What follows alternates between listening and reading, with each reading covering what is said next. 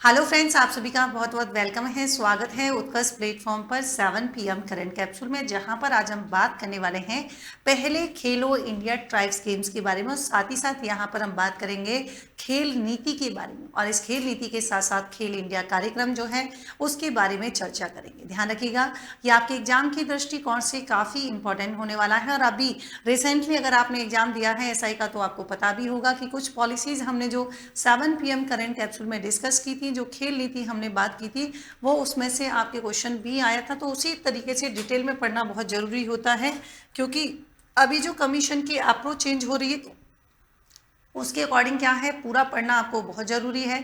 सिर्फ काम नहीं चलेगा कि किसी भी न्यूज़ के बारे में आपने एक दो फैक्ट रट लिए, तो आपको पूरा डिटेल से उसको समझ के जो है क्या है, पूरा जरूरी है। देखिए, अभी जो है पहली बात तो चर्चा में रहने का कारण क्या है, तो पहले खेलो इंडिया जनजातीय खेल, तो सबसे इंपॉर्टेंट तो यही हो गया कि पहली बार हो रहे हैं, तो हमारे लिए डेफिनेटली सी बात है कि इंपॉर्टेंट हो जाता है। दूसरी बात कि ये जो खेल हुए हैं इनका आयोजन कब किया गया, तो ये आपकी 25 मार्च से लेकर 3 अप्रैल 2026 तक हुए थे। ठीक है साहब। अब दूसरी बात यह है कि जो ये पदक तालिका थी इसमें शीर्ष स्थान किसने हासिल किया है, तो कर्नाटक ऐसा जो है यहाँ पर राज्य बना है जिसने 23 गोल्ड पदक जीतकर जो है शीर्ष स्थान यहाँ पर हासिल कर लिया है। अब ये हमारे जो जनजातीय एथलीट होते हैं तो वो उनके लिए भारत का पहला क्या है, एक प्रकार का नेशनल लेवल का बहु खेल जो है हम कह सकते हैं आयोजन है। अब देखो, सीधी सी बात है, जनजातीय की बात चल रही है तो इसका आयोजन जो है कहाँ पर किया गया, छत्तीसगढ़ के रायपुर, जगदलपुर और सरगुजा में क्या है, आयोजित किए। बोलो कब किए गए, 25 मार्च से 3 अप्रैल। कहाँ हुए हैं, रायपुर, जगदलपुर, सरगुजा की बात कर रहे हैं। जनजातीय क्षेत्र के लिए, जनजातीय एथलेटिक के लिए राष्ट्रीय बहु खेल है। कर्नाटक ने शीर्ष स्थान प्राप्त किया है। बोलो कितने हैं, 23 गोल्ड मेडल। इंपॉर्टेंट क्यों है, क्योंकि पहला है। दूसरी बात आती है आयोजक कौन था। आजकल आयोजक भी बहुत ज़्यादा पूछे जाते हैं, तो ध्यान रखिएगा भाई, केंद्रीय युवा खेल मंत्रालय होगा। इसके साथ साथ जो है साई, अगर आपने स्पोर्ट्स योगा वाला पढ़ा हो RS मेंस में, तो वहाँ पर इसके बारे में क्वेश्चन भी पूछा जाता है। तो भारतीय खेल प्राधिकरण होगा, जो भारतीय ओलंपिक संघ है, राष्ट्रीय खेल अकादमी और छत्तीसगढ़ सरकार जो है क्या है, इनके संयुक्त तत्वावधान में इनका आयोजन किया गया। अब देखिए, सीधी सी बात है, उद्देश्य क्या होगा, तो भाई जनजातीय प्रतिभा जो है उनको क्या है, आगे प्रोत्साहित करना है और राष्ट्रीय खेल परिचय तंत्र में जो है इनका एकीकरण का। संस्करण कौन सा था, पहला। अब टोटल खेल यहाँ पर अगर हम बात करेंगे तो 7 प्रधान खेल थे। अब जिसमें जैसे आपका एथलेटिक्स कौन सा हो जाएगा, देखिए एथलेटिक्स हो जाएगा, फुटबॉल, हॉकी, भारोत्तोलन, तीरंदाजी, तैराकी और कौन सा होगा, कुश्ती हो जाएगा। 2 यहाँ पर प्रदर्शन खेल थे, एक तो मल्लखंभ था और एक यहाँ पर कौन सा हो जाएगा, आपके कबड्डी। शुभंकर इसका क्या था, तो शुभंकर यहाँ पर हो जाएगा, बोलो कौन सा, मोरबीर। ये आप ध्यान रख लेना है ना। तो ये कौन है भाई, ये शुभंकर हो जाए, कौन सा है, मोरवीर की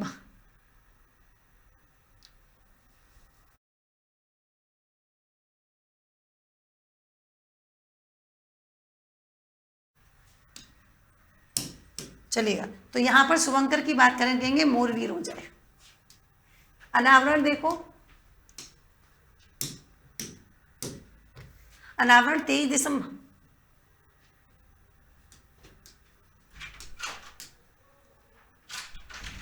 अनावरण कब हुआ था, 23 दिसंबर 2025 को। तो ये इसके लोगो, थीम सॉन्ग और लोगों का अनावरण जो है कब हुआ था, 23 दिसंबर 2025 को हुआ था। इसका शाब्दिक अर्थ क्या होता है, मोर। मोर का मतलब मेरा या हमारा होता है, मोर वो वाला नहीं, मेरा या हमारा इसका मतलब होता है। वीर आप जानते हैं, वीरता। तो भारत के जो आदिवासी समुदाय हैं उनकी जो इमोशंस हैं, उनका जो गौरव है, उनकी जो आइडेंटिटी है, उसका प्रतिनिधित्व करने के लिए जो है मोरवीर यहाँ पर था। मेजबान राज्य कौन सा हो जाएगा, छत्तीसगढ़ हो जाएगा। और राष्ट्रीय आयोजन कराने वाला पहला राज्य, अब पहला राज्य इसलिए भी है क्योंकि पहली बार ही जो है इनका आयोजन हो रहा है। अब ये जो आयोजन हो रहा है वो खेलो इंडिया कार्यक्रम का क्या है, हिस्सा है। और खेलो इंडिया गेम्स को जो खेल प्रसारण जो है क्या हो जाएगा, संकेत अधिनियम के तहत। और संकेत अधिनियम कब का है, 2007 का है।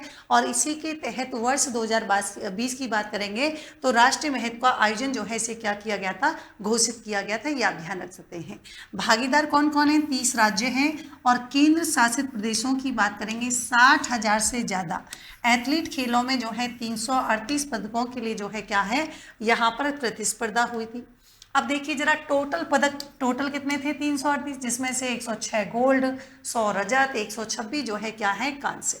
तो पहला राज्य, कम से कम सारे नहीं तो आपको ये जो है आपको भैया 3 तो पता होना चाहिए सीट्स। तो कर्नाटक, कर्नाटक के टोटल कितने हैं 38 और 23 गोल्ड। तो आपको ज़्यादा नहीं तो कितने गोल्ड है उससे बढ़िया टोटल पदक कितने हैं 38, तो कर्नाटक है।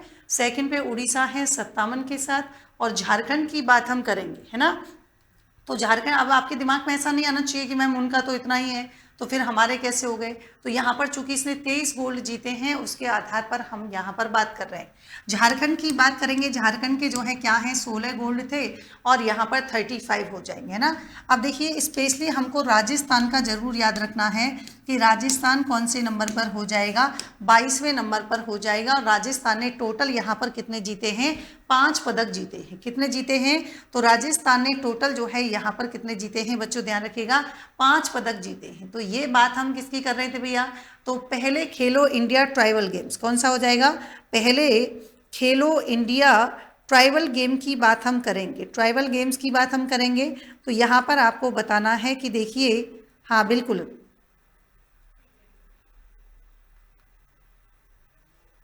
ठीक है। इसके बाद देखिए, इसके बाद की कहानी आती है कि राजस्थान का प्रदर्शन, यानी कि टोटल यहाँ पर जो है कौन से हुए हैं, तो ये आपको यहाँ पर ध्यान रखना है। तो भैया देखिए झारखंड की बात करेंगे, हाँ बिल्कुल, तो ये आपसे कह रहे हैं कि 38 हाँ ठीक है भाई चलेगा। तो देखिए राजस्थान के प्रदर्शन की बात करेंगे, टोटल 5 है, 3 रजत हैं, 2 कांस्य हैं। रैंक कौन सी है, मतलब यहाँ पर इसने जो है कौन सी रैंक हासिल की है, 22वीं।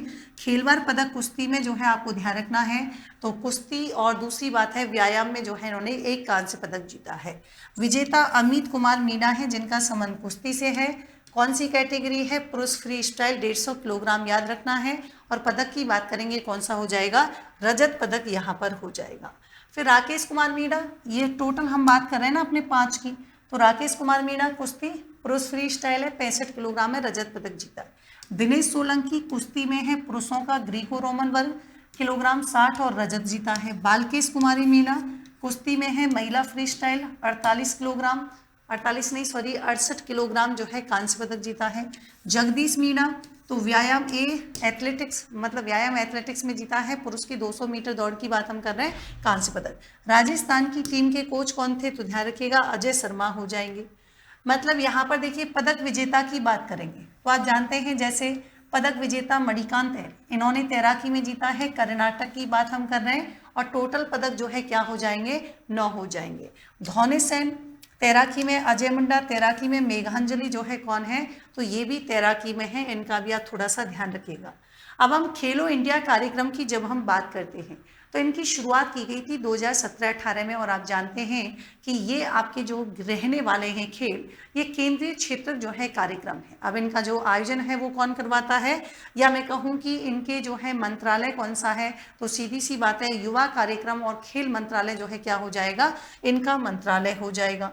फिर बात हम करते हैं, देखिए कि भारत सरकार ने 15वें वित्त आयोग यानी कि 2021-22 से 2025-26 की बात करेंगे तो खेलो इंडिया खेल विकास के लिए राष्ट्रीय कार्यक्रम योजना को जारी रखने के लिए लगभग भैया 3165.50 करोड़ रुपए जो है खर्चा करने की बात यहाँ पर की थी। देखो खेलो इंडिया यूथ गेम्स स्कूल एवं कॉलेज स्तर पर होते हैं, खेलो इंडिया यूनिवर्सिटी गेम्स नाम से समझ में आ रहा है विश्वविद्यालय पर होते हैं, खेलो इंडिया विंटर गेम्स लद्दाख और जम्मू कश्मीर जैसे क्षेत्रों में होते हैं, खेलो इंडिया पैरा गेम्स दिव्यांग एथलीटों के लिए होते हैं, खेलो India rising talent identification ICT उपकरणों का उपयोग करके होता है, खेलो इंडिया ट्राइबल गेम्स ये आपके जनजातीय एथलीटों के लिए यहाँ पर होते हैं।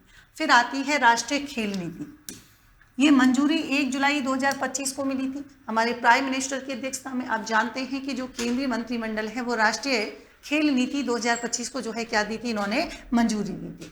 अब नई खेल जो नीति है आपकी 2025, ये इसने रिप्लेस किया है, किसको रिप्लेस का मतलब ये किसके स्थान पर आई थी, ये आपके 2001 के स्थान पर आई थी, है ना, ध्यान रखेंगे। यह नीति देश की जब हम बात करते हैं किसके रूप में, तो आपको ध्यान रखना है कि 2036 तक ओलंपिक खेलों में सहित अंतर्राष्ट्रीय, तो ये यहाँ से कोई इंपॉर्टेंट नहीं, बस इतना ही ध्यान रखिएगा कि उत्कर्ष प्रदर्शन के लिए जो है तैयार की गई थी ये जो पॉलिसी थी। फिर बात आती है, देखिए खेल नीति क्या है, 5 प्रमुख स्तंभों पर आधारित। अब कौन कौन से हैं, देखिए वैश्विक मंच पर क्या करना है, उत्कृष्टता की बात हम कर रहे हैं। दूसरे की बात हम करेंगे क्या, आर्थिक विकास के लिए खेल। तो इसमें हमने जैसे ट्रिपल पी हो गया, सार्वजनिक निजी भागीदारी की बात करेंगे, सामाजिक उत्तरदायित्व की बात करेंगे। तीसरा कौन सा है, तीसरा आपकी सामाजिक विकास के लिए खेल, ये तीसरा तत्व हो जाएगा इसमें। चौथा हम बात कर रहे हैं जन आंदोलन के रूप में खेल, और पांचवा है शिक्षा के साथ एकीकरण। ये तो 5 स्तंभ है, बाकी मैंने डिटेल में इसको यहाँ पर लिख दिया है। अब आप कहेंगे कि मैम इसको भी बता देते तो हमारा शो ही जो है 10 मिनट 15 मिनट्स का है, तो मैं नहीं चाहती कि इतना लंबा हो कि फिर आपको पढ़ने में भी ऐसा लगे। तो आपके लिए ये जो है एक तरीके से रिवीजन क्लास और प्रॉपर कंटेंट जो है उसके लिए क्लास है जो आपको ध्यान रखनी है। देखिए यहाँ पर मैंने ये कार्यनीतिक रूपरेखा भी रख दी है कि भैया निजी क्षेत्र का वित्त पोषण और सहयोग ये क्या है। अब नवीन वित्त पोषण तंत्र होगा विकसित करना, और ट्रिपल पी CSR के माध्यम से जो निजी क्षेत्र है उसको भागीदारी में जो है शामिल किया जाएगा। नई नई टेक्नोलॉजी और यहाँ पर इनोवेशन होंगे, है ना। इसी के साथ ही देखिए राष्ट्रीय निगरानी रूपरेखा, तो लक्ष्यों के साथ साथ एक फ्रेमवर्क भी बहुत जरूरी है। राज्यों के लिए आदर्श नीति, तो हमारा जो NSP 2025 है, तो हमारा जो स्टेट है और जो UT है उसके लिए एक मॉडल के रूप में काम करेगा, जो कि हमारे नेशनल जो पर्पज है उनके अनुरूप क्या है, अपनी नीतियों को क्या करने के लिए, तो संशोधित करने या तैयार करने के लिए क्या करना है, प्रोत्साहित करेगा। यहाँ पर ध्यान रखना है।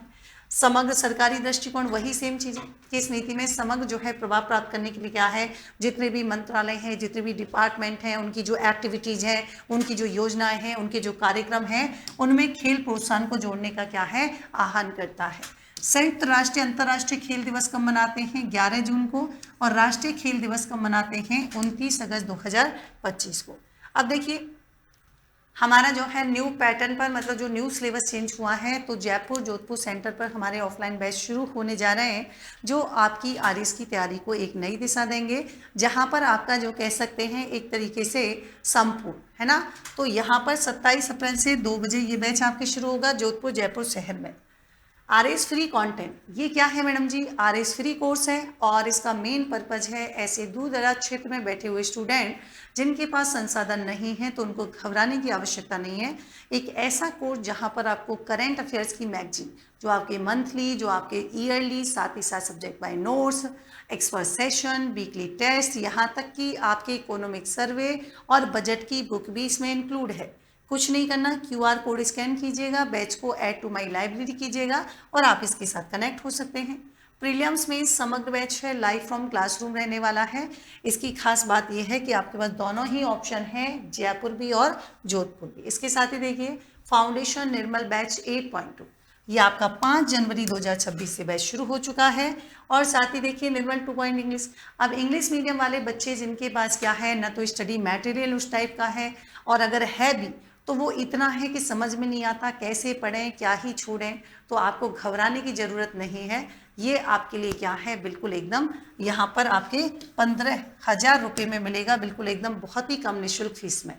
तो RS प्रीलियम 2026 2.2 टारगेट बैच है, लाइव फ्रॉम स्टूडियो है, ये आपके 18 दिसंबर से बैच शुरू हो चुका है। ये बिल्कुल टारगेटेड बैच है, जैसा इसका नाम आपको दिखाई दे रहा है। तो वैकेंसी भी कभी आए, लेकिन उससे पहले अपने आप को तैयार करना है। डेली शाम को 7 बजे करेंट सेशन होता है, मतलब PM कैप्सूल के नाम से है, और सुबह 8 बजे करेंट अफेयर्स की क्लास होती है, जो आपके मंडे टू सैटरडे होगी। लेकिन इसका जो संडे को टेस्ट होता है, भाई क्लास टेस्ट होता है, बिल्कुल एकदम फ्री है, और ये डेली करंट अफेयर्स के बेसिस पर ही होता है। साप्ताहिक क्विज है, प्रत्येक रविवार को होगा। तो यहाँ पर डेली फ्री क्विज आपको मिलेगी और वीकली फ्री क्विज मिलेंगे, दोनों ही। बस आपको इस QR कोड को क्या करना है, स्कैन करना है। सो मिलते हैं नेक्स्ट सेशन में एक नए टॉपिक के साथ। तब तक के लिए thank you so much, take care, good night.